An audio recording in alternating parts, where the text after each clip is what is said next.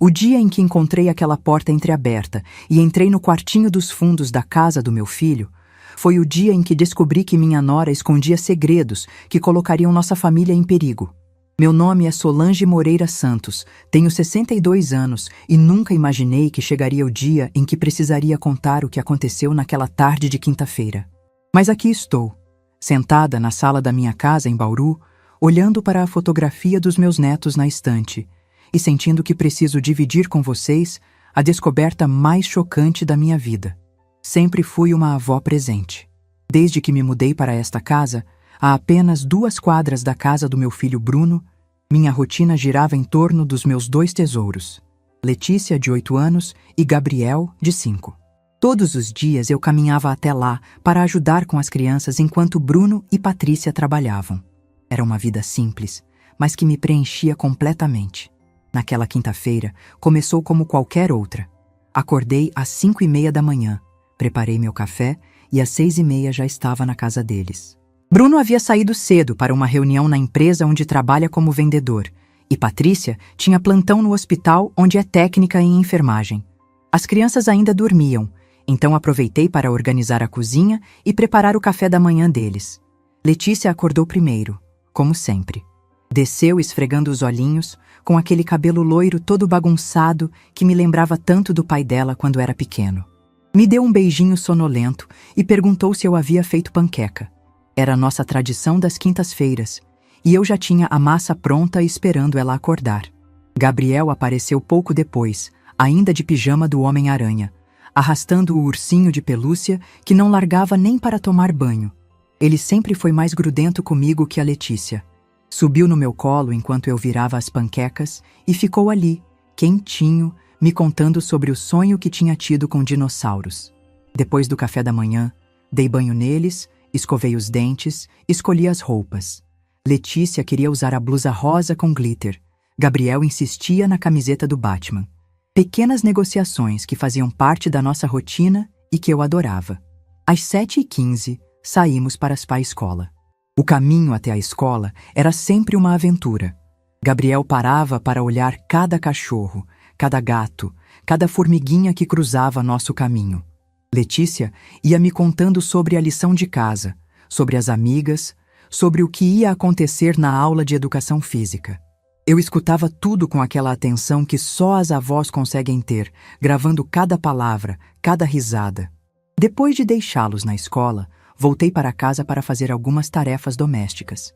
Passei roupa, organizei os brinquedos espalhados pela sala, preparei o almoço. Patrícia sempre dizia que eu não precisava fazer tudo isso, mas eu gostava de ajudar. Me sentia útil, necessária. Às 11 horas voltei para buscar Gabriel no maternal. Ele saiu correndo quando me viu no portão, todo sujo de tinta guache, com um desenho amassado na mão que havia feito especialmente para mim. Era um coração vermelho com riscos que ele disse que eram eu e a vovó. Meu peito se encheu daquela felicidade simples que só os netos conseguem despertar. Voltamos para casa caminhando devagar, parando no parquinho da praça para ele brincar um pouco no escorregador. Outras avós estavam lá com seus netos e conversamos sobre os pequenos, sobre o tempo, sobre as coisas do bairro. Era uma vida tranquila, sem grandes emoções, mas que me satisfazia completamente. Chegamos em casa e Gabriel estava com fome. Esquentei a comida, coloquei no pratinho especial dele, o azul com desenho de carrinhos. Ele comeu tudo direitinho, contando sobre o que havia acontecido na escola, sobre a professora que tinha cabelo comprido igual ao da Letícia, sobre o amiguinho que havia levado um carrinho novo. Depois do almoço, Gabriel ficou sonolento. Deitei com ele no sofá da sala, cobri com a mantinha que eu mesma havia tricotado, e ele dormiu no meu colo enquanto eu assistia ao programa de culinária que passava na televisão.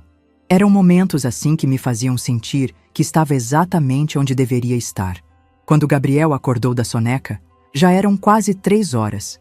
Precisávamos ir buscar Letícia na escola. Ele estava mais descansado e animado, querendo brincar antes de sairmos. Foi quando ele lembrou do caminhão vermelho que havia esquecido no quintal na véspera.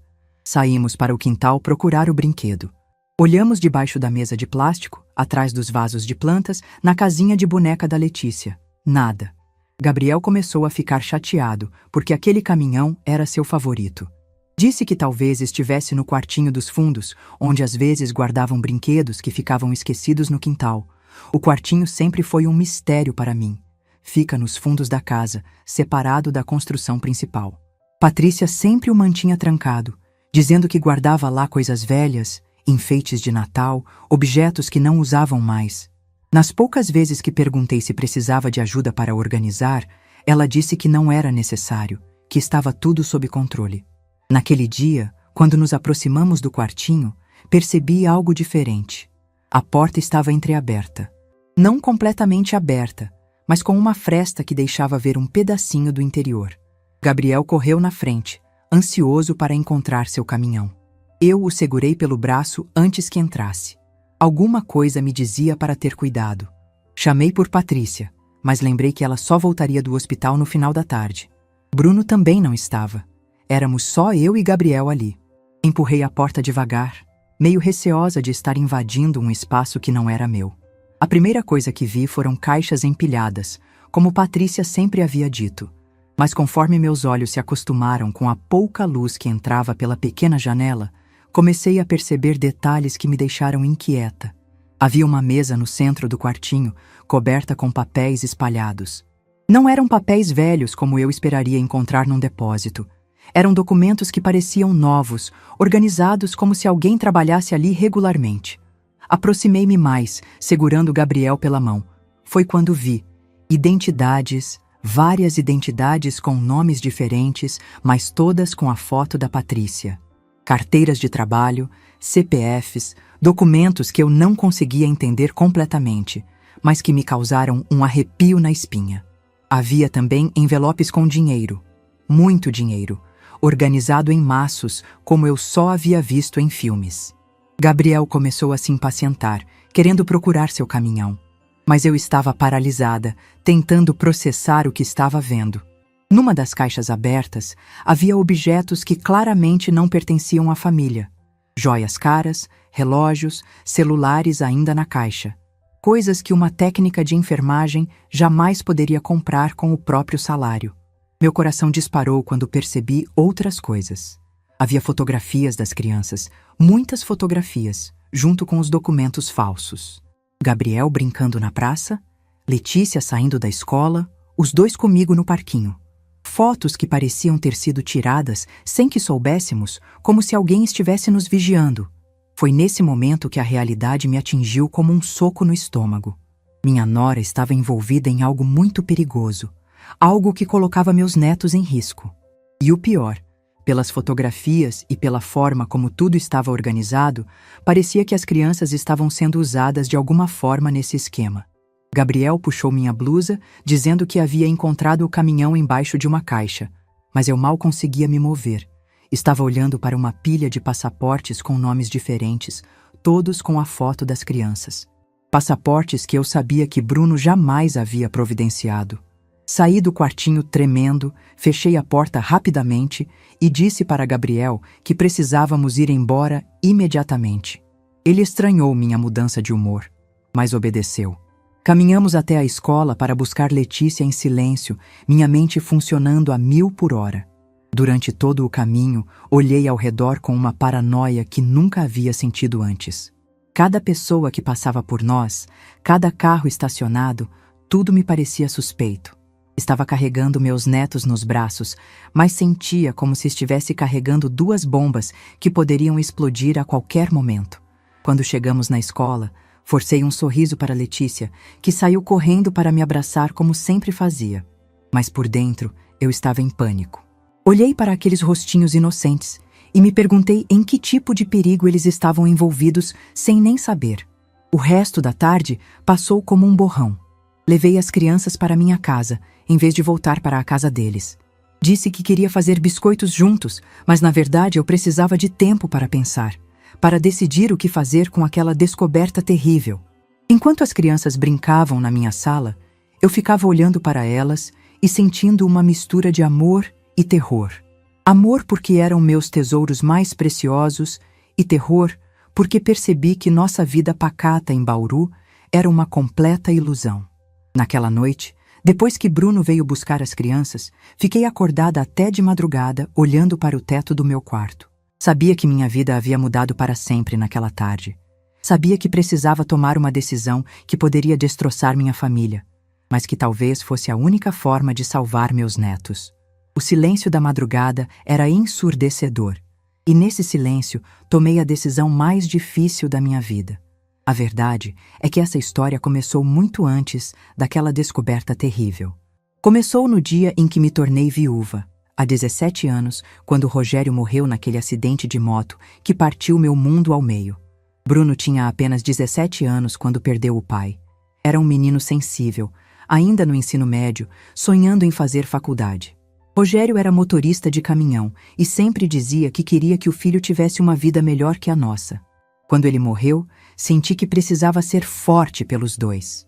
Os primeiros anos foram duros. Voltei a trabalhar como faxineira em casas de família, acordando às 5 da manhã, chegando em casa no final da tarde com as mãos machucadas de tanto esfregar. Mas ainda sentava na mesa da cozinha para ajudar Bruno com os estudos. Ele olhava para mim com aqueles olhos cheios de gratidão e prometia que quando crescesse ia cuidar de mim. Bruno conseguiu terminar o ensino médio, mas a faculdade ficou no sonho. Arrumou emprego como vendedor numa loja de eletrodomésticos. Eu ficava orgulhosa vendo meu menino de gravata se esforçando para construir uma vida. Durante anos, vivemos só nós dois. Conversávamos sobre tudo. Éramos parceiros, uma família pequena, mas unida.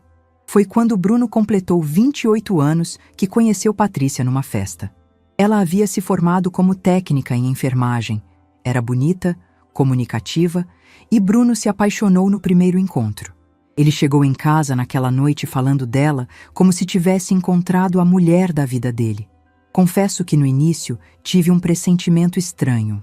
Patrícia parecia perfeita demais, falava as coisas certas na hora certa, sempre com aquele sorriso que não chegava aos olhos.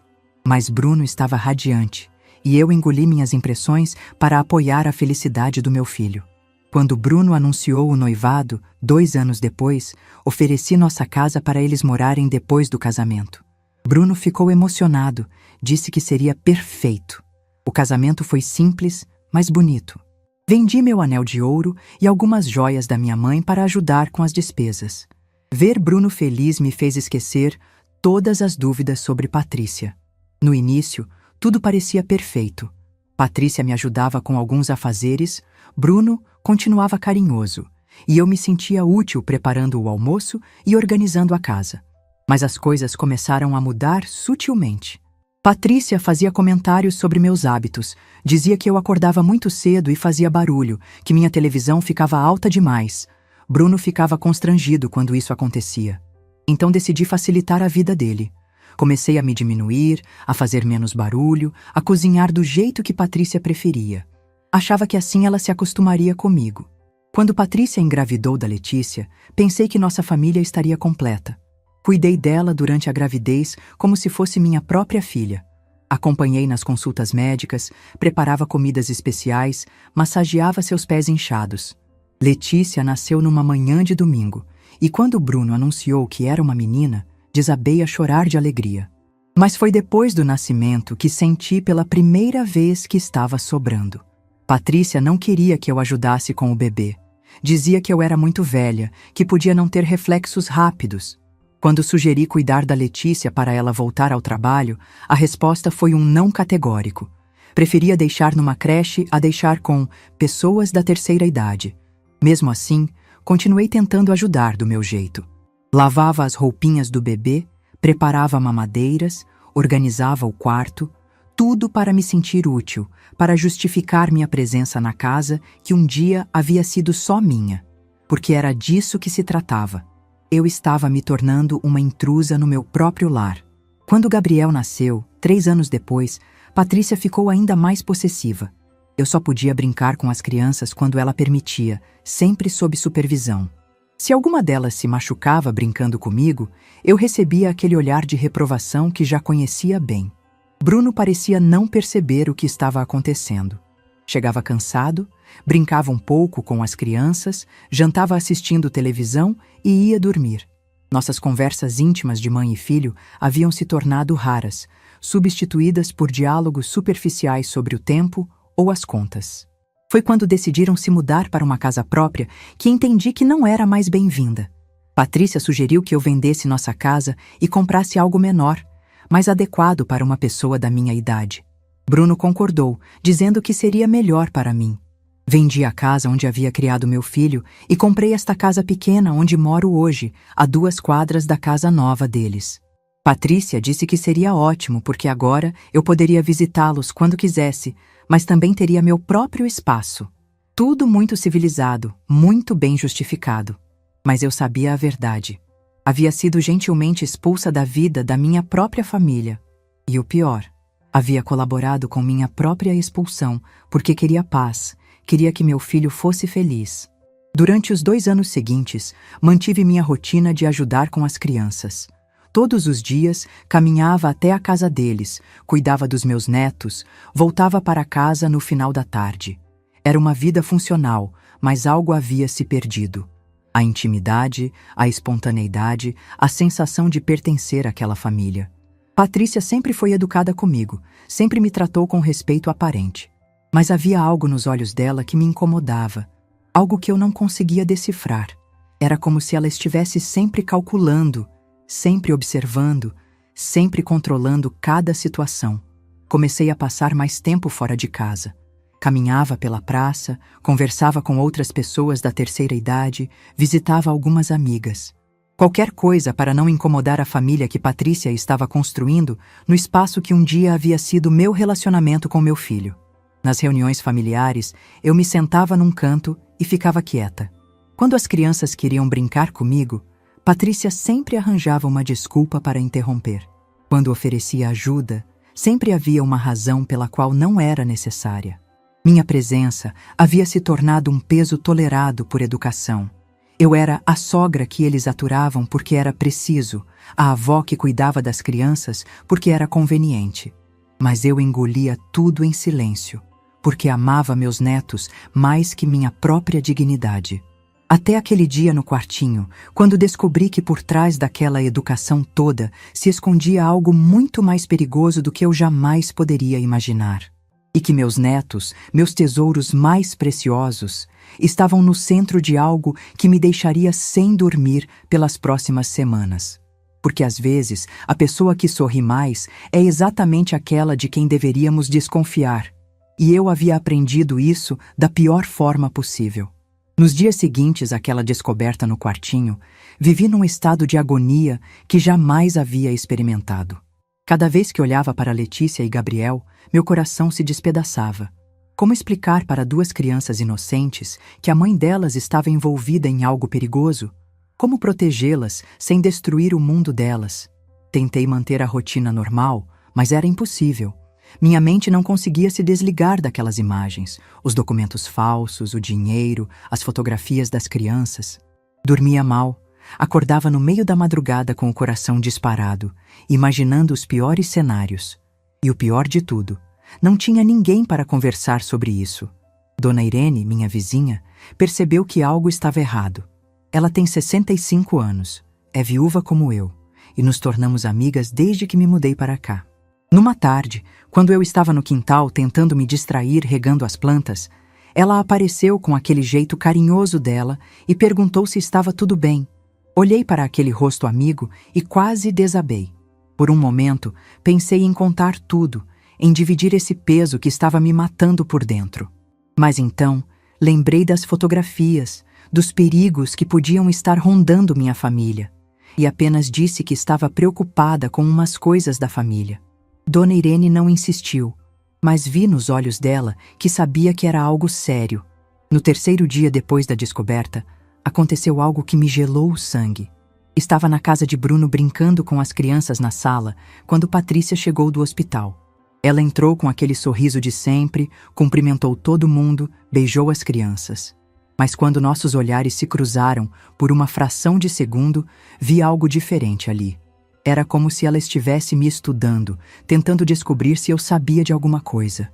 Meu coração disparou, mas forcei um sorriso e continuei brincando com Gabriel como se nada tivesse acontecido. Patrícia ficou alguns minutos na sala, observando, fazendo comentários banais sobre o dia dela no hospital. Depois ela disse que precisava guardar umas coisas no quartinho. Meu sangue gelou. Levantou da poltrona com naturalidade, pegou uma sacola que havia trazido e se dirigiu para os fundos da casa. Eu fiquei ali, fingindo prestar atenção na construção de blocos que Gabriel estava fazendo, mas minha mente estava em pânico. Alguns minutos depois, ela voltou sem a sacola. Sentou-se novamente na poltrona e disse, olhando diretamente para mim: Dona Solange, a senhora não mexeu em nada no quartinho esses dias, mexeu? Estava tudo meio desarrumado quando fui lá ontem. A pergunta me atingiu como um raio. Ela sabia. De alguma forma, ela sabia que eu havia entrado no quartinho. Minha boca ficou seca, mas consegui responder com voz firme. Não, filha, por que eu mexeria? Sei que aquele lugar é seu. Ela sorriu, mas foi um sorriso frio, calculado.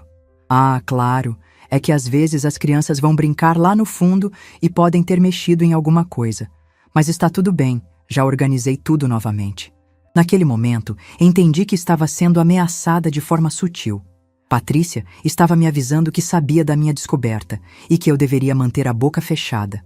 O pior é que fez isso na frente das crianças, usando-as como escudo, sabendo que eu não faria um escândalo ali. Quando Bruno chegou do trabalho naquela noite, observei a interação dele com Patrícia com outros olhos. Ele estava cansado, como sempre, mas havia algo na forma como ela o tratava que me chamou a atenção. Era extremamente carinhosa, grudenta até, como se estivesse compensando alguma coisa ou tentando mantê-lo sob controle. Durante o jantar, Patrícia começou a falar sobre uma possível viagem de férias com as crianças. Disse que havia visto umas promoções para o litoral, que seria bom as crianças conhecerem a praia. Bruno ficou animado com a ideia. Começou a calcular se tinham dinheiro suficiente. Mas eu fiquei apavorada. Lembrei dos passaportes que havia visto no quartinho, das identidades falsas. Será que ela estava planejando fugir com as crianças? Será que havia descoberto que eu sabia do esquema dela e estava preparando uma fuga? Tentei disfarçar minha inquietação. Mas quando Letícia perguntou se eu iria junto na viagem, Patrícia foi rápida em responder. Ah, não sei se a vovó aguenta a viagem, meu amor. É cansativo para pessoas da idade dela. A forma como disse isso, com aquele tom aparentemente carinhoso, mas com veneno nas palavras, me confirmou que eu estava certa. Ela estava planejando me afastar das crianças. Naquela noite, quando voltei para casa, não consegui dormir. Ficava imaginando Letícia e Gabriel sendo levados para longe, sendo usados em esquemas que nem conseguia compreender completamente. A angústia era tanta que chegou um momento em que precisei me levantar e tomar um copo d'água para não passar mal. Foi então que tomei uma decisão. Não podia mais ficar passiva. Não podia simplesmente esperar para ver o que ia acontecer. Precisava entender melhor o que Patrícia estava fazendo. Precisava de provas concretas para poder agir. Mas como? Como investigar alguém que já suspeitava de mim? No dia seguinte, Patrícia disse que precisava fazer um plantão extra no hospital e chegaria tarde. Bruno também trabalharia até mais tarde para fechar umas vendas. Seria minha chance de investigar melhor, mas com as crianças em casa. Levei Letícia e Gabriel para minha casa depois da escola, dizendo que íamos fazer biscoitos juntos. Eles adoraram a ideia. Enquanto eles brincavam na sala, liguei para Dona Irene e pedi um favor que nunca havia pedido antes. Perguntei se ela podia ficar com as crianças por umas 2 horas, que precisava resolver uma coisa urgente. Dona Irene veio imediatamente. Expliquei para as crianças que a vovó Irene ia ficar com elas, que eu voltaria logo e que podia assistir desenho na televisão. Elas ficaram empolgadas porque Dona Irene sempre trazia balas no bolso. Voltei para a casa de Bruno com o coração batendo descompassado. Tinha as chaves porque sempre cuidava das crianças lá, mas nunca havia entrado na casa sem eles saberem.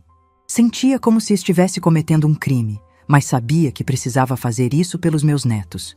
Entrei pela porta da frente e fui direto para o quartinho. Desta vez, estava trancado novamente. Mas lembrei que Patrícia sempre deixava uma chave extra debaixo do vaso de plantas que ficava do lado. Minha intuição estava certa. A chave estava lá. Abri a porta com mãos trêmulas. O quartinho estava completamente reorganizado, muito diferente de como havia encontrado dias antes. As caixas estavam empilhadas de forma diferente. A mesa estava limpa. Patrícia havia realmente arrumado tudo depois da nossa conversa. Comecei a procurar com cuidado, tentando não deixar rastros.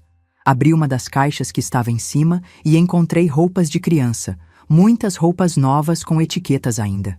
Não eram roupas do Gabriel e da Letícia. Eram de tamanhos diferentes, estilos diferentes. Por que Patrícia teria tantas roupas de crianças que não eram dela? Numa outra caixa, encontrei brinquedos caríssimos, ainda nas embalagens. Carrinhos de controle remoto, bonecas importadas, jogos eletrônicos. Coisas que custavam mais que o salário mensal de uma técnica de enfermagem. E havia algo estranho. Alguns brinquedos tinham adesivos com nomes de crianças que eu não conhecia. Foi quando encontrei um caderno escondido no fundo de uma das gavetas da mesa. Era um caderno comum, mas as anotações dentro dele me fizeram o sangue gelar. Havia nomes, idades, endereços, horários. Informações sobre diversas crianças, incluindo Letícia e Gabriel.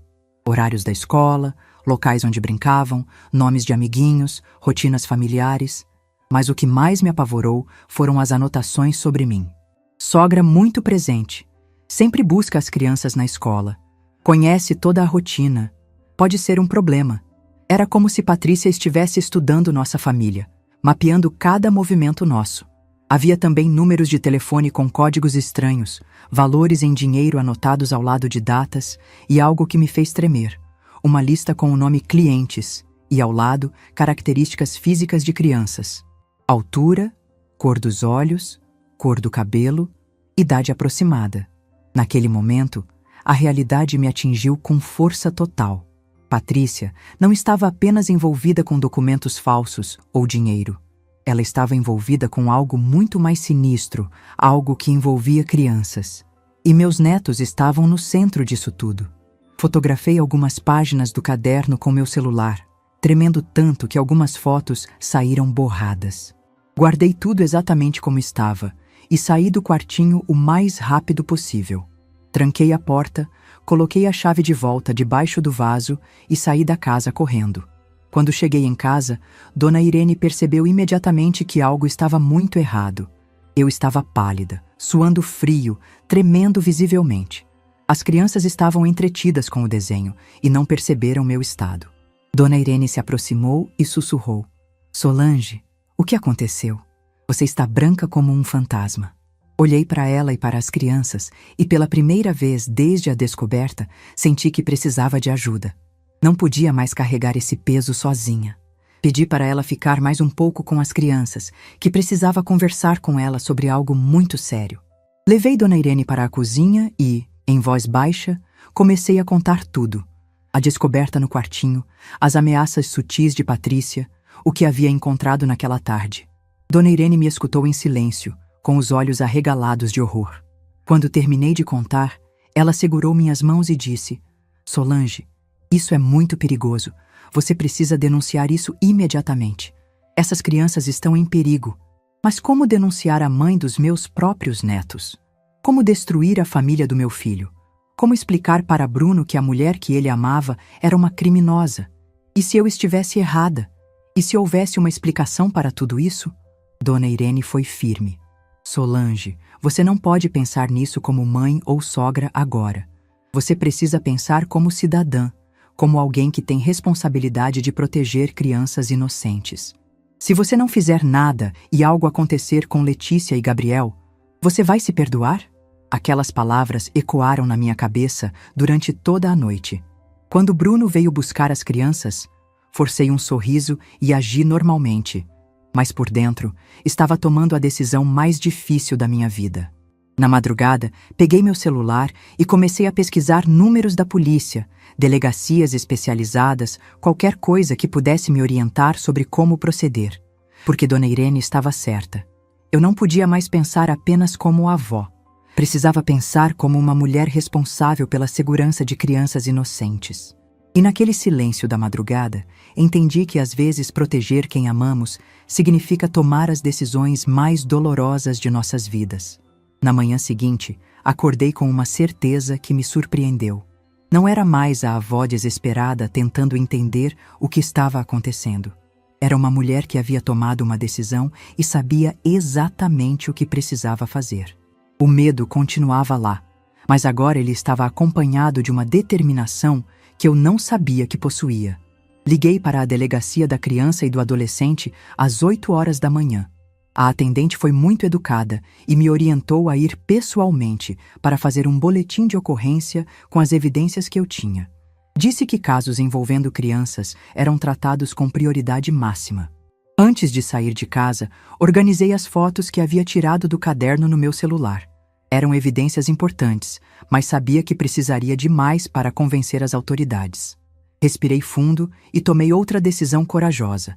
Ia voltar ao quartinho uma última vez. Dona Irene bateu na minha porta às 9 horas, como havíamos combinado na noite anterior. Ela havia se oferecido para me acompanhar na delegacia e eu nunca havia me sentido tão grata por ter uma amiga como ela. Quando abri a porta, ela me olhou nos olhos e disse: "Está pronta para isso?" Respondi que sim, mas primeiro precisava buscar mais algumas evidências. Contei meu plano de voltar ao quartinho enquanto Patrícia estivesse no hospital e Bruno no trabalho. Dona Irene ficou preocupada, disse que era perigoso, mas concordou em ficar de vigia na frente da casa enquanto eu entrava. Chegamos à casa de Bruno às 10 da manhã. O carro de Patrícia não estava na garagem, o que confirmava que ela havia ido trabalhar. Dona Irene ficou do lado de fora, fingindo conversar no telefone, pronta para me avisar se alguém chegasse. Entrei na casa com o coração disparado, mas desta vez estava mais preparada. Fui direto ao quartinho, peguei a chave embaixo do vaso e abri a porta. Tudo continuava organizado como Patrícia havia deixado, mas agora eu sabia onde procurar. Voltei ao caderno e desta vez fotografei página por página, com cuidado para que as imagens ficassem nítidas. Havia anotações que não tinha visto antes, números de telefone com códigos internacionais, endereços de cidades que não conhecia. Uma página inteira dedicada aos hábitos das crianças, outra com informações sobre outras famílias do bairro. Foi quando encontrei algo que me fez gelar. Um envelope pardo escondido no fundo da última gaveta. Dentro havia contratos, documentos oficiais com selo do governo e algo que me deixou sem ar. Autorizações de viagem internacional para Letícia e Gabriel, com destino a um país que eu nunca havia ouvido falar. Os documentos estavam datados para a próxima semana. Uma semana. Patrícia estava planejando levar meus netos para fora do país em uma semana, e Bruno não sabia de nada. As férias no litoral, que ela havia mencionado, eram uma mentira. Era uma fuga internacional. Fotografei todos os documentos, as mãos tremendo tanto que precisei fazer várias tentativas para que as imagens ficassem legíveis. Havia também passagens aéreas já compradas, reservas de hotel, tudo planejado nos mínimos detalhes. Quando guardava tudo de volta no envelope, ouvi o celular de Dona Irene tocando 2 vezes seguidas. Nosso sinal combinado de que alguém estava chegando. Meu coração quase parou. Tranquei rapidamente a gaveta, saí do quartinho correndo, coloquei a chave no lugar e entrei pela porta dos fundos da casa. Escutei o barulho do carro de Patrícia na garagem. Ela havia voltado mais cedo do que esperávamos. Dona Irene apareceu na porta dos fundos e sussurrou: "Ela acabou de chegar, mas está no telefone no carro. Vamos sair por aqui." Saímos pelos fundos, passamos pelo quintal da casa vizinha que estava vazia e chegamos na rua de trás. Meu coração estava batendo tão forte que sentia as pulsações no pescoço. Caminhamos em silêncio até minha casa, e só quando fechei a porta que consegui respirar normalmente. Dona Irene me serviu um copo d'água e disse: "Agora não tem mais volta, Solange. Você tem evidências suficientes. Precisa ir na delegacia hoje mesmo." Ela estava certa. O que eu havia descoberto era muito mais sério do que imaginava. Às 2 da tarde, estávamos na delegacia da criança e do adolescente. A delegada responsável, doutora Fernanda Moreira, uma mulher de uns 45 anos com um olhar sério e acolhedor ao mesmo tempo, nos recebeu em sua sala. Quando comecei a contar a história, ela me escutou com atenção total, fazendo anotações detalhadas. Mostrei as fotos do celular, expliquei como havia descoberto tudo, relatei as ameaças sutis de Patrícia. Doutora Fernanda analisou cada imagem com cuidado e vi em seus olhos que ela entendia a gravidade da situação. "Dona Solange", ela disse depois de ver todas as evidências, "a senhora fez a coisa certa ao vir aqui. Essas crianças estão em perigo real e imediato. Vamos agir rapidamente. Explicou que iriam investigar discretamente primeiro, para não alertar Patrícia, mas que eu precisava manter as crianças seguras até a operação ser executada. Perguntei como podia fazer isso sem levantar suspeitas. Doutora Fernanda sugeriu que eu mantivesse a rotina normal, mas que arranjasse uma forma de as crianças ficarem comigo no final de semana. Disse que provavelmente na segunda-feira eles já teriam elementos suficientes para agir. Saí da delegacia com um misto de alívio e terror. Alívio porque finalmente havia pessoas competentes cuidando do caso, terror porque sabia que os próximos dias seriam os mais difíceis da minha vida. Naquela tarde, quando Bruno veio me visitar com as crianças, propus algo que nunca havia feito antes. Disse que queria que Letícia e Gabriel dormissem na minha casa no final de semana, que queria fazer uma semana de férias da vovó antes das aulas recomeçarem. Bruno achou a ideia ótima. Disse que ele e Patrícia poderiam aproveitar para descansar e talvez sair sozinhos. As crianças ficaram empolgadas com a perspectiva de dormir na casa da vovó. Patrícia, que havia chegado em casa logo depois, pareceu hesitar por um momento, mas concordou. Mas percebi que ela ficou me observando de forma estranha durante toda a conversa. Havia algo no olhar dela que me dizia que ela desconfiava de alguma coisa. Forcei naturalidade. Falei sobre os planos para o final de semana, sobre os filmes que assistiríamos, os jogos que jogaríamos. Na sexta-feira à noite, quando Bruno trouxe as crianças para dormir em casa, senti uma mistura de felicidade e pânico. Felicidade porque meus netos estariam seguros comigo. Pânico porque sabia que na segunda-feira suas vidas mudariam para sempre. Durante todo o final de semana, me dediquei a criar as melhores memórias possíveis com Letícia e Gabriel. Fizemos biscoitos juntos, assistimos a todos os desenhos favoritos deles, brincamos no quintal, contei histórias da minha infância. Era como se eu estivesse tentando dar a eles um pouco da estabilidade que logo seria abalada. Dona Irene veio jantar conosco no sábado à noite. As crianças a adoravam e ela ajudou a manter o clima leve e divertido. Mas quando elas foram dormir, conversamos sobre o que poderia acontecer nos próximos dias. Ela se ofereceu para ficar comigo quando a situação explodisse, sabendo que eu precisaria de apoio emocional. No domingo de manhã, Patrícia ligou dizendo que viria buscar as crianças mais cedo porque queria levá-las para comprar roupas novas. Meu sangue gelou. Lembrei das roupas que havia visto no quartinho, das autorizações de viagem para a próxima semana. Será que ela estava antecipando os planos? Disse que as crianças ainda estavam dormindo, que tinham ficado acordadas até tarde assistindo o filme. Patrícia insistiu. Disse que chegaria em 1 hora. Desliguei o telefone com as mãos tremendo. Precisava avisar a polícia imediatamente. Liguei para o número que Doutrotara Fernanda havia me dado e expliquei a situação. Ela me disse para tentar manter as crianças comigo o máximo possível, que a operação seria antecipada para aquela tarde. Quando Patrícia chegou, eu estava preparada. Disse que as crianças estavam com um pouco de dor de barriga, que talvez fosse melhor elas ficarem comigo mais um pouco. Letícia e Gabriel, sem entender nada, confirmaram que estavam bem, que queriam ficar mais tempo na casa da vovó. Patrícia ficou visivelmente irritada. Disse que precisava levar as crianças, que tinha compromissos marcados. Mas eu não cedi. Pela primeira vez na vida, disse não para minha nora de forma firme e definitiva. As crianças ficam comigo até amanhã, como combinamos, disse olhando diretamente nos olhos dela. Se você tem compromissos, pode ir resolvê-los sozinha. Vi a raiva passar pelo rosto dela, mas ela tentou disfarçar na frente das crianças. Disse que voltaria mais tarde, que precisávamos conversar. O tom de ameaça estava claro, mas eu não me intimidei mais.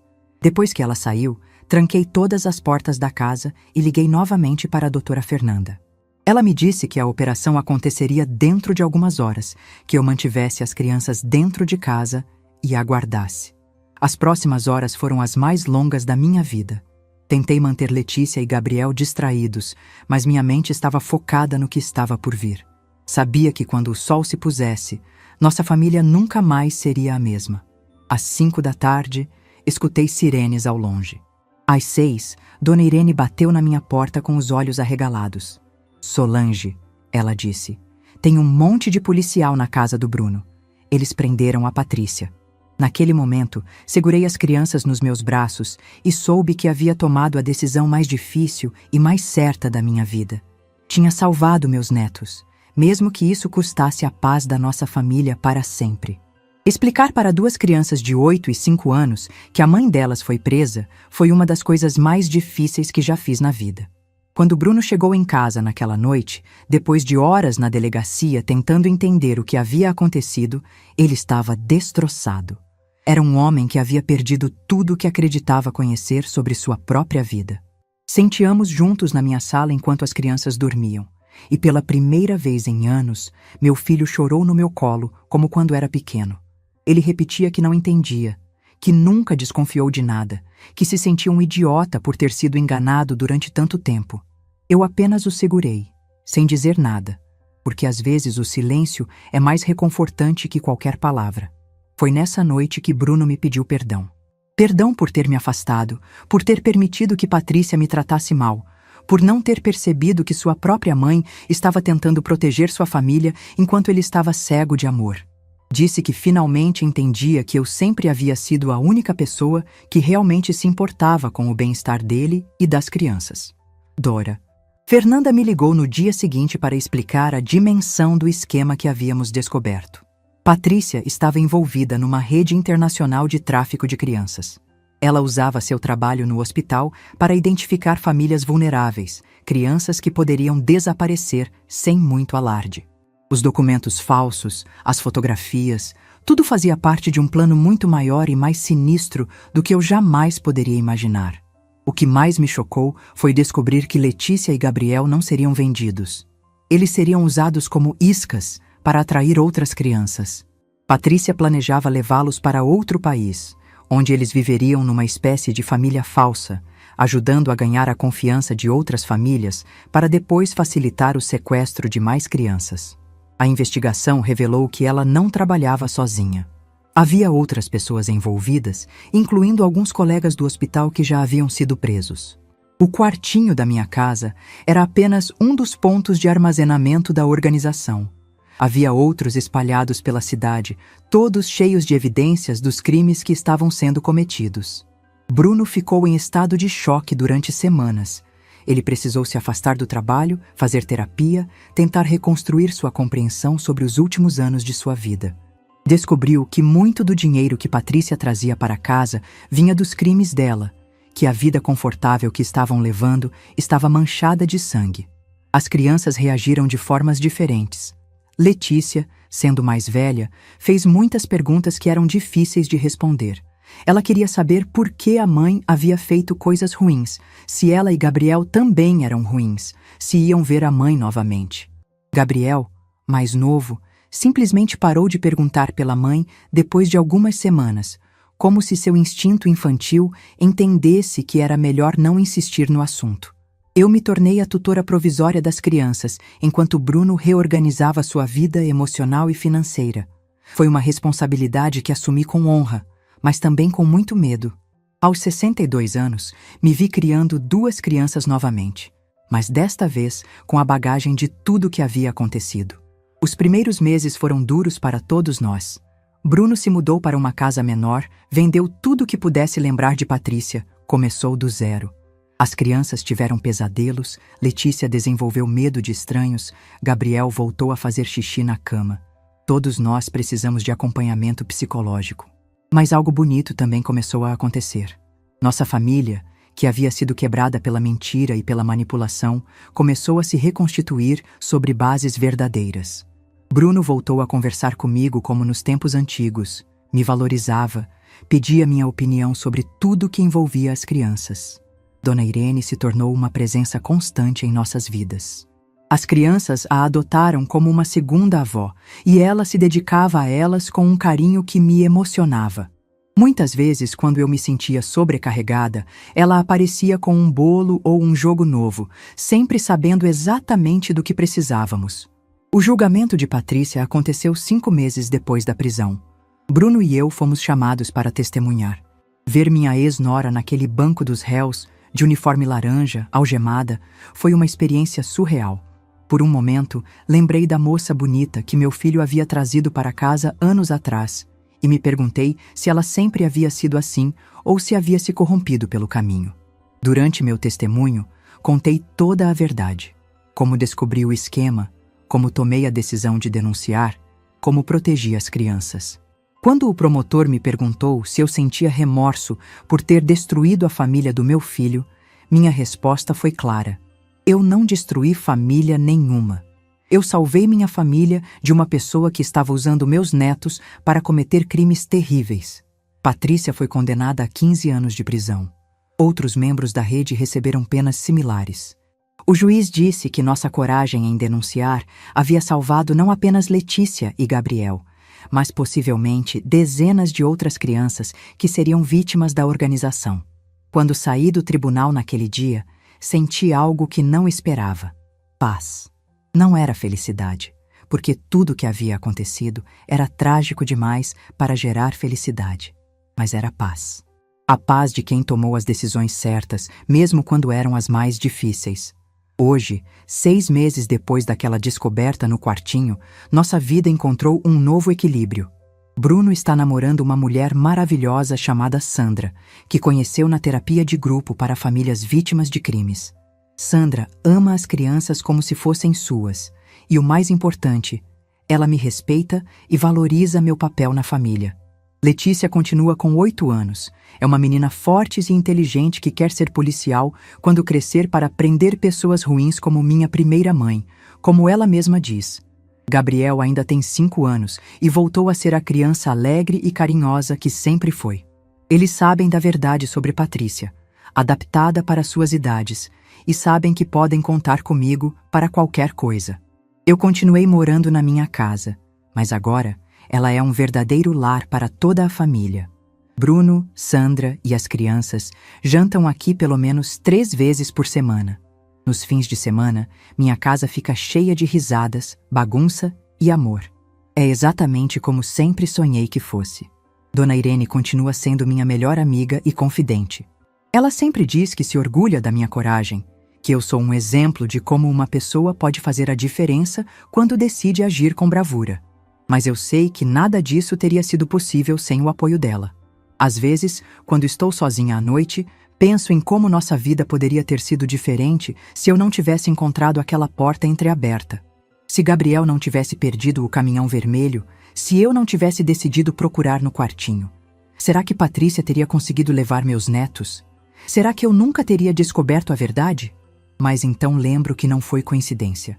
Foi instinto de avó, foi amor de mãe, foi a força que todas as mulheres carregam dentro de si para proteger quem amam. Foi a coragem que eu não sabia que possuía, mas que estava lá, esperando o momento certo para aparecer.